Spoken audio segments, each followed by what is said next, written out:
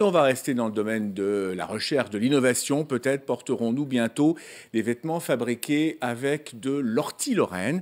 C'est la base du projet New Fibre qui associe chercheurs et industriels. La fibre d'ortie présente des avantages intéressants pour la filière textile. Notre dossier l'Oreca de ce week-end est signé Malika Boudiba, Éric Bertrand et Alain Thierry.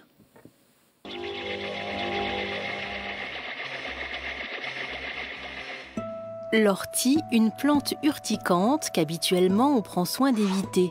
Mais en Lorraine a germé l'idée d'une démarche de multivalorisation de ce végétal.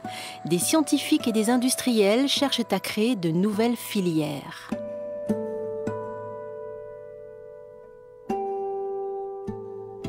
À la ferme expérimentale de l'Ensaya, l'ortie est déjà en train de repousser. Elle a été récoltée il y a à peine quelques semaines.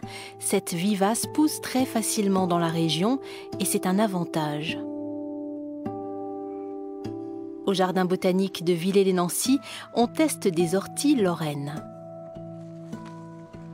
On a observé qu'entre les orties qui poussaient le long de la crête des Vosges à 1200 mètres d'altitude sur du granit, les orties qui poussent dans la région de Saint-Avold sur du sable, ou celles qui poussent à Nancy le long de la Meurthe, ou alors sur les hauts plateaux calcaires, eh bien on se rend compte qu'elles ont des morphologies différentes et certainement des croissances différentes et des potentialités génétiques, physiologiques et peut-être chimiques différentes. Dans ce projet, toute l'ortie pourrait être utilisée. La feuille pour l'alimentation humaine et animale, les racines et leurs molécules pour l'industrie pharmaceutique et cosmétique, la tige pour ses 15% de fibres et les résidus pour de la méthanisation. Mais revenons à la tige. Alors la tige, une tige assure la rigidité de la plante, donc il y a des fibres qui sont intéressantes à plus d'un point de vue. On sait par exemple que les uniformes allemands pendant la guerre de 1870 étaient réalisés en partie par des fibres d'ortie, donc il y a eu déjà des applications industrielles à cette plante. Donc il faut essayer de revisiter un peu cette plante par le biais de la fibre qu'elle produit, et c'est tout l'objet du travail que réalise le CETELOR à Épinal. Au CETELOR, le centre d'essai textile lorrain, les fibres naturelles, on connaît bien.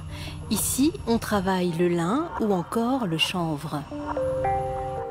La récolte en provenance de la ferme expérimentale de l'Ensaya est bien là. Il s'agit de pouvoir prendre une tige et pouvoir séparer toutes les fibres textiles qui sont dans la périphérie de la tige. L'objectif final, c'est de pouvoir arriver à avoir cette mèche de tige textile pour finir la dernière partie du procès. Ça veut dire bien séparer l'intérieur de la tige, qu'on l'appelle les bois, par rapport à la tige textile, et finalement arriver à cette étape des fibres finales pour les domaines textiles.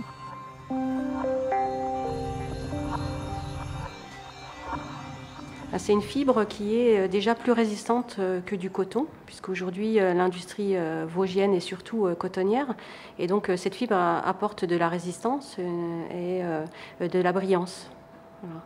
Elle est aussi antibactérienne. Le projet New Fibre a démarré il y a 9 mois et pour 3 ans.